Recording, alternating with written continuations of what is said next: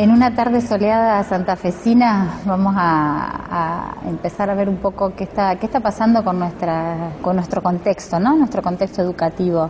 Hay una preocupación que tenemos muy marcada los educadores que tiene que ver con la inclusión de tecnologías en el sistema educativo. Nosotros decimos, bueno, incluimos TICs, no las incluimos. Claro. Tenemos a los docentes actualmente muy preocupados por esta situación. Tenemos a padres preocupados, tenemos a alumnos preocupados, tenemos instituciones preocupadas por la temática. ¿Cómo ves vos este tema actualmente? Claro. Hombre, mira, yo creo que la última palabra es la clave. Las tecnologías son lo actual y el futuro, con lo cual llevan ya unos años entre nosotros. Casi que es absurdo no incluirlas. Yo pongo siempre el símil de en España tenemos el AVE, un tren que va de Barcelona a Madrid en 2 horas y media. Sería como decir, ¿vamos en AVE o quitamos el AVE? No sé por qué motivos, no se me ocurren pocos. Pasa un poco lo mismo con la tecnología. ¿La incluimos en las aulas o no? Es que no se me ocurren, o sea, no sé por qué. Sé por qué, porque son actuales, pero desde luego no hay motivos para el no. Y sí para el sí, cuando es un instrumento que te permite, pues como el AVE, viajar de forma más rápida hacia el conocimiento, o cuando son instrumentos que aplicados a todo lo que es el ámbito de información, conocimiento, comunicación, participación, aspectos importantísimos para el ser humano, son muy, muy potentes. Son las herramientas. Diría que la segunda herramienta más potente que hemos tenido en la historia. La primera era el lenguaje. La comparo incluso con ello, ¿no? O sea, sí, porque es que no tiene sentido no hacerlo, teniéndolas entre las manos. No puede ser que las releguemos al ámbito del ocio, no puede ser que sirvan para divertirse, para pasárselo bien, y no las estemos utilizando en un entorno tan interesantísimo como es, pues eso, la cultura de la gente, los valores de la gente, la formación de la gente, etc. Hay como un escenario en el que hemos pasado de pensarlas o de entenderlas como tecnologías de la información y comunicación, como transportadoras de información y comunicación, y vos estás comentando en tus conferencias, en tus talleres, en tus videos, en tu espacio virtual, como una nueva categorización. A ver, no por la tecnología dura, sino por un modo de mirarlas, un modo de entenderlas, que tiene que ver con tecnologías del aprendizaje y el conocimiento. ¿Cómo viene la mano por ahí? Yo creo que son 2 estadios. Yo hablo de aprendizaje y conocimiento porque estamos en la universidad y creo que quizás sea el aspecto más relevante, ¿no? Pero también hay otro, hay el aspecto de participación. O sea, yo creo siempre el constructo un poco teórico de todo esto sería la evolución de las TIC hacia las TAC, hacia este uso más vinculado al aprendizaje y el conocimiento. TIC sería información, comunicación.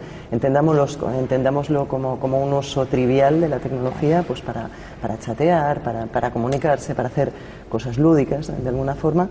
Creo que debemos evolucionar hasta estas TAC, tecnologías del aprendizaje y el conocimiento, que esto es un término que surgió en Cataluña en motivo precisamente de la puesta en marcha de iniciativas de inclusión de tecnología en las aulas, para diferenciar un poco, como para marcar, para decirles a los padres, oigan, que no vamos a jugar con estas tecnologías, que lo que vamos a hacer no es enseñarles a manejar Facebook, que también posiblemente hay un elemento, pero sí que lo que vamos a hacer es enseñarles a utilizarlas para que de verdad sean nativos digitales y para que de verdad hagan uso de ellas en un sentido de aprendizaje y de conocimiento, que en principio es la labor básica de las instituciones educativas. Luego, al cabo de un tiempo, me di cuenta de que faltaba algo, y faltaba también esa importantísima acepción de las tecnologías, o apropiación más correctamente de las tecnologías, como participación, como herramientas para participar en la sociedad en la que se vive, sobre todo después de las revoluciones de los países árabes, después de lo que están sirviendo también para que el ciudadano se convierta un poco en un micropoder o en un micromedio capaz de movilizarse independientemente de instituciones, de sindicatos, de partidos políticos, etcétera, y pedir lo que quiere y de alguna forma participar en la sociedad en la que vive. No solo en un sentido político, también cultural. El chaval que tiene un blog y habla de música está aportando su granito de arena a la evolución cultural, también musical en este caso, del ámbito del que está tratando, ¿no? O sea, sería TIC, TAC y TEP, que sería un poco el término, tecnologías del empoderamiento y la participación, un poco en este sentido de aún aumento de las posibilidades del ser humano en cuanto a participación en la sociedad en la que vive. Tiene que ver con esta idea de la formación del ciudadano, ¿no? Que no se corre de lugar por un contexto marcado por la alta disponibilidad de dispositivos. A veces parece como pensar la tecnología solo del artefacto y nos olvidamos que esa sociedad la conforman seres humanos. Totalmente, y fijaros que incluso se está hablando de cosas muy interesantes como, yo siempre digo, o el término, en este caso a veces cuando lo digo me digo no lo tuiteéis porque suena un poco duro, pero es así, o sea, realmente cambian las instituciones políticas, que seguramente van a ser las últimas en llegar a todo esto, por una cuestión de que primero cambia la sociedad y después al final la política lo va reflejando, van a tener que cambiar desde representar al pueblo a gestionar la voluntad del pueblo. O sea, el político del siglo XXI va a tener que aprender a ser community manager, así de duro y así de, aunque no nos guste el término, o gestor de alguna forma de esa voluntad popular que se está expresando de forma abundante, de forma libre, de forma medible incluso en estas nuevas plazas públicas que son los espacios virtuales, ¿no? De alguna forma. ¿Y cómo ves en relación a esta cuestión de que el órgano decisor o el Estado y mediante sus políticas y acciones, cómo ves la implementación de los modelos 1 a 1, aquí en Argentina desde el año 2010, se ha implementado centralmente como política educativa nacional, quizás traccionando esto que vos comentás, es decir, bueno, ¿por dónde viene el cambio? ¿Cómo lo ves? Para mí es una iniciativa, yo siempre he hablado muy bien del Conectar Igualdad y del tema de la estructura, porque otros gobiernos están preocupados precisamente por lo contrario, para que la gente no acceda o no tenga libertad de acceso a Internet y no les cambie un poco las estructuras que ahora mismo están establecidas. Para mí es una opción muy valiente, consciente de que está dando poder al ciudadano. Por lo tanto, un gobierno consciente de que está otorgando un instrumento de poder al ciudadano, de poder y de cultura, que al final se transforma también en espíritu crítico, en poder, para mí es una opción valiente, arriesgada, muy positiva, ¿sí? Y que, bueno, cueste lo que cueste, que sé que aquí en Argentina pues puede tener un precio político importante. En otros lugares no se ha sacrificado, o sea, no se ha invertido en cultura sacrificando otros ámbitos económicos. En España pasa todo lo contrario, se invierte en todo menos en nada que pueda parecerse a cultura y conservando, evidentemente, pues salvando bancos de alguna forma, salvando los grandes capitales, ¿no? Yo creo que la iniciativa es dar una herramienta a los chavales para que sean más cultos, para que participen más y sean más críticos. Es valiente, arriesgado y, bueno, incluso un poco kamikaze, pero desde luego admirable, desde luego. Y en esa mirada de este tipo de políticas, ¿vos cuáles resaltarías o recuperarías como los pilares para que esa política tome cuerpo en la sociedad, ¿no? Y no, a ver, la preocupación que por ahí tenemos los educadores tiene que ver con esa visión fuertemente tecnológica, digo tecnológica desde lo duro, ¿no? Esa visión del derrame de infraestructura y servicios. Y quizás, a ver, ¿por dónde pasan esas prácticas? ¿Por qué lugar lo ves como pilar? ¿Qué volvería uno a recuperar o no? ¿O tendría que volver a mirar? Yo es curioso porque estas cosas las aprendo sobre la marcha. Y hace poco en un comité de expertos de la OEI, un comité que asesoramos en evolución de tecnologías y educación, fue muy curioso porque había gente de África y gente latinoamericana. En Latinoamérica me pasó algo parecido en Ecuador en una charla. O sea, yo creo que hay dos debates en torno a la tecnología. El primero es infraestructura y creo que no es bueno sacarlo de ahí, porque cuando yo llego hablando de TIC a Ecuador, cuando termino la charla, vienen y me dicen, sí, todo esto es fantástico, pero no tenemos estructura, ¿vale? O sea, no tenemos infraestructura, con lo cual lo que les estoy generando es frustración y digamos que es un debate al que no han llegado. Cuando ya se tiene la estructura hay que empezar a hablar de otras cosas. Pero la primera apuesta por la estructura yo creo que es fundamental. Que toca ahora, ya que se va teniendo la estructura, ya que las máquinas ya están ahí, empezar a hablar de cómo formamos a los docentes, de qué tipo de uso hacemos de estas máquinas. Evidentemente es el momento de eso. Y evidentemente mejor o una buena política en este sentido es largoplacista, no es cortoplacista. Y después de dar la máquina forma, plantea estrategias y decide qué hacer con esa máquina. Y aquí yo creo que la cuestión básica es la formación de los docentes, no hay más. Pero ya te digo, esto no anula que sin estructura no podríamos pasar a la segunda fase. Yo allí me doy cuenta, en un debate es eso, el africano hablaba de lo suyo, hablaba de sus estructuras, los demás hablábamos de formación de profesores, y ayer era imposible mantener una línea conjunta, porque es que eran dos debates absolutamente distintos. Absolutamente.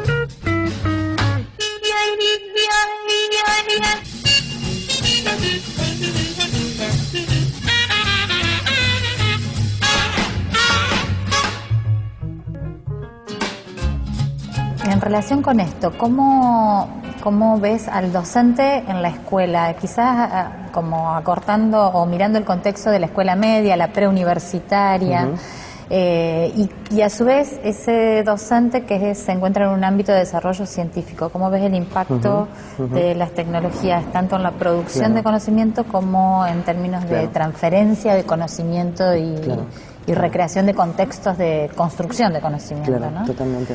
Mira, yo destacaría dos aspectos. El primero, el de la colaboración en el aula. Estas tecnologías tienen varias potencialidades. Una fundamental es que son entornos que amplían muchísimo las posibilidades de colaboración. O sea, hacen que en un grupo puedas... O sea, trabajar proactivamente en el aula es algo que se lleva diciendo mucho tiempo. Pero es que hoy en día tenemos la posibilidad de hacerlo de una forma mucho más fácil. Más puedes hacer un wiki en el que los contenidos los recuperen desde años anteriores y los hagan crecer de alguna forma. O sea, tiene todo el sentido del mundo hoy en día que la investigación se integre en el propio trabajo del aula. O sea, que el investigador pueda trabajar, investigar con sus alumnos y que entre todos pues aprovechen, sea un poco el organizador de la inteligencia colectiva en el aula y que entre todos hagan avanzar eso, ¿no? Este sería el primer aspecto.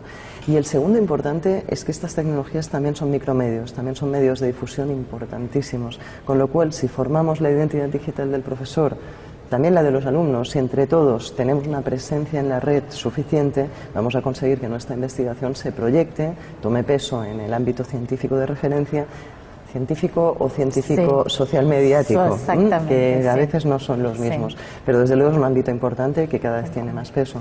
Vale la pena también eso, tener esa presencia digital y generar reciprocidades con los alumnos, o sea, que ellos tengan presencia digital, potenciar su identidad digital profesional en este sentido, crear redes de aprendizaje en Twitter, en Facebook, en las redes que se están utilizando hoy en día en educación para proyección profesional, y por parte del investigador pues también potenciar la suya y enredarles también a su red.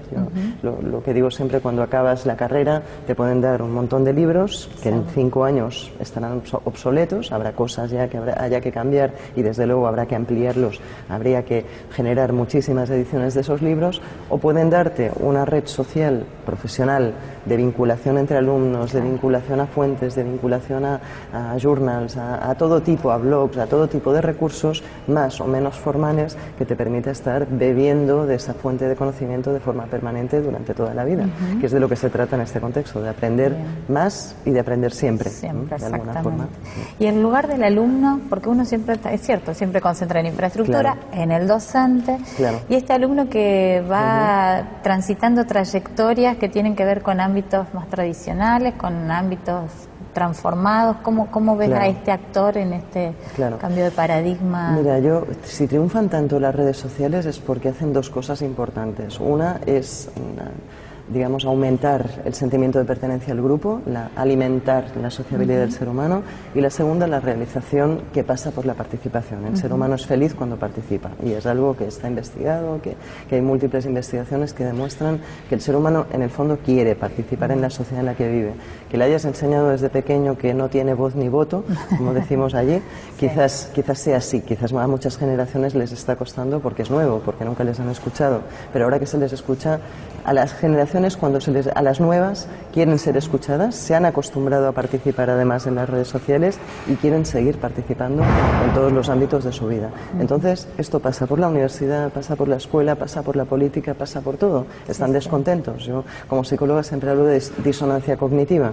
Uno se acostumbra a decir me gusta, no me gusta, tuiteo, retuiteo, y resulta que solo lo puede hacer en ámbitos absolutamente triviales. O de me gusta esta película, no puedo decir me gusta este artículo científico. No, eso no repercute en mi identidad profesional, pues debería repercutir, y desde luego sería una forma de motivarles y de hacer que se crean, que amen de verdad, o que aquello que aman y empiezan a estudiar y terminan a veces no amando tanto, pues que se mantengan vinculados participando en el desarrollo de esa disciplina. Yo creo que a todos nos gusta eso, ser tenidos en cuenta en esos ámbitos. Y lo digital ofrece oportunidades mil de eso, de premio, de autorrealización, de reconocimiento social, de feedback por parte de los demás, de todo este tipo de cosas que tanto nos llenan.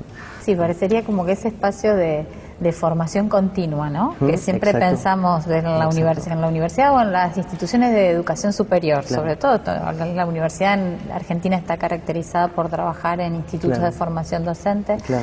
Siempre hay como un gran objeto que tiene que ver con la formación continua, brindar espacios para esto, y parecería ser que este tipo de ambientes y contextos darían lugar a esto, ¿no? Totalmente. Las barreras. No significa, mira, por ejemplo, no significa que sustituyan a la formación tradicional. Un curso no deja de ser una guía, no deja de ser un primer guión, que a veces lo que hace es ahorrarte, perderte. Uno en estos entornos, a veces puede sentirse perdido. Vale la pena tener una formación de base. Yo no anulo la formación de base, creo que vale la pena siempre, desde luego, tener una formación de base. De hecho, hay estudios incluso que hablan de que el e-learning o el tema de distancia está muy bien, pero a determinadas edades la presencialidad se anhela, se quiere, se busca, ¿no? O sea, que realmente tanto a nivel de satisfacción social como de base cultural, la universidad, las instituciones tienen un papel, tienen el papel de dar sentido un poco a toda esta amalgama de información y de conocimiento, para que el alumno pueda precisamente construir una red con sentido. Puedes construir redes también absolutamente absurdas y que no te aporten valor. Es la universidad la que tiene, creo, que aportar valor en forma de ayudar a construir esas redes, ayudar a tener el espíritu crítico suficiente como para seguir construyéndolas en un futuro, etcétera. O sea, es curioso, mira, con lo del espíritu crítico, recuerdo en una discusión reciente en un grupo de trabajo en el que un empresario decía, no, a lo mejor el espíritu crítico no interesa. Y había otro empresario que decía, no, a lo mejor sí interesa, a lo mejor en un momento en el que todo cambia, en el que la competencia hace cosas mejores que nosotros, tener trabajadores que sean capaces de captarlo, de criticarlo, de ser críticos con nuestro propio trabajo y de incorporar esas dinámicas a nuestra empresa, nos hace más competitivos. O sea, que realmente creo que son competencias más que valores, en este caso, fundamentales para las sociedades en las que vivimos, del conocimiento, ¿no? Del conocimiento, en las que el conocimiento se mueve de forma muy fluida. Es como el lenguaje de estas comunidades, ¿no? Sí, prácticamente. Y como para ir redondeando, hay como otra preocupación que querría transmitirte para ver cómo lo ves, que tiene que ver con esta instalación del lenguaje audiovisual para expresar, no solo por expresión de los jóvenes, niños o adultos que utilizan lenguaje audiovisual, sino para como repensar los procesos de comprensión de los sujetos, ¿no? Porque aquí hay una cosa, para la expresión, las tecnologías nos brindan muchísimas herramientas para trabajar con las percepciones, pero ¿cómo convive esto con esta mirada sobre la comprensión genuina, que tiene que ver con la apropiación y reconstrucción de ese conocimiento? A ver, yo creo que realmente lo audiovisual completa el lenguaje y lo teníamos bastante olvidado. Si tú tenías un alumno que era muy bueno en música, pues aprobaba la más tonta de las asignaturas, a la que menos valor le dabas, o dibujo. Yo tengo una amiga que es profesora de dibujo y siempre lo dice, es que estoy harta, somos la última materia en cuestión. Pues quizás nos estábamos equivocando y quizás deberíamos, o ya era hora de que a los psicólogos hablamos, o la gente un poco de neurociencias hablamos de izquierdo-derecho, el hemisferio cerebral izquierdo más dedicado al lenguaje, derecho más dedicado a toda la parte, pues, tanto emocional como también audiovisual, creativa, etcétera. Ya tocaba un poco, se empieza a decir que vivimos en la era del hemisferio derecho. Ya tocaba un poco aproximar este tipo de lenguajes, darles el valor que tienen y, digamos, que darles vida, incorporarlos en la enseñanza. Porque al final también son lenguajes y ayudan a expresar, a aprender, a significar de una forma mucho más profunda que el lenguaje solo. Y realmente no digo que el lenguaje esté mal y que el lenguaje escrito, digamos, la lectoescritura esté mal en absoluto, y esta mañana salía el tema de cómo deberíamos preservar su riqueza, y estoy totalmente de acuerdo. Pero eso no quita que sí que sea interesante también aportar otro tipo de formatos que ayuden a completar eso, la necesidad expresiva del ser humano. Que y vuelve a ser el lugar de la educación, ese de resignificación de esas experiencias, ¿no? Eso es, totalmente. Quizás en los discursos más tecnológicos se corre de lugar lo que da sentido a esos contextos, ¿no? De estos entornos con alta disponibilidad de tecnologías, pero alta disponibilidad de personas también, ¿no? Claro, de tecnologías. Y todas sus capacidades puestas ahí. Eso es, y de creatividad. Es que al final, no sé quién decía esta mañana también, que nos volvían menos creativos. A ver, de entrada, crear es conectar ideas. Sí.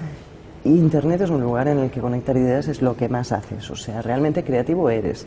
Otra cosa es que sea el tipo de creatividad tradicional al que acostumbrábamos. Exacto. Y otra cosa es que mantengamos o que no enseñemos a participar y esa creatividad se viva de forma pasiva y la gente tenga muchas ideas pero no sea capaz de sentarse, desconectar y presentarlas y escribir. Yo, por ejemplo, soy un poco cabezota con el tema de los tablets. Están muy bien los tablets pero no tienen teclado y en el fondo te están relegando a una posición de espectador a la que ya pues la televisión nos llevó. Son más activos que la televisión, de todas formas puedes tocar, pero como un teclado, aunque sea proyectado, me da igual el tipo de teclado, que también tienen el teclado táctil, pero nadie hace grandes genera entradas. La misma experiencia de selección, yo creo que de búsqueda.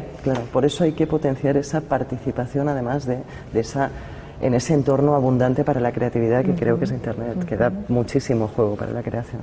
Y creo que también las tecnologías digitales vuelven a poner el valor las tecnologías clásicas, sobre todo en el mundo, en el ámbito educativo, la tecnología de la palabra, la tecnología del aula, la tecnología del cómo armo el vínculo, cómo pienso la experiencia, ¿no? Totalmente. Es como volver a mirar. Escribimos más que nunca. Yo es que la preocupación por el lenguaje escrito no termino de entenderla. Escribimos peor, claro, pero es que hasta yo escribo peor, aunque me haya formado en la época de la lectoescritura, pues porque escribo más, simplemente. Y cuando alguien hace algo de forma abundante, pues tiene cierta lógica que acorte las palabras, que a la vez aprendemos a sintetizar, que yo siempre digo que en el ámbito latinoamericano, iberoamericano, ya nos viene un poco bien sintetizar un poquito, quizás no por más palabras expresas más, a veces hay que aprender a usarlas adecuadas. Yo he trabajado en radio y allí es esencial, vamos, no te pases un pelo de palabras. El tiempo tirano. Eso es. Bueno.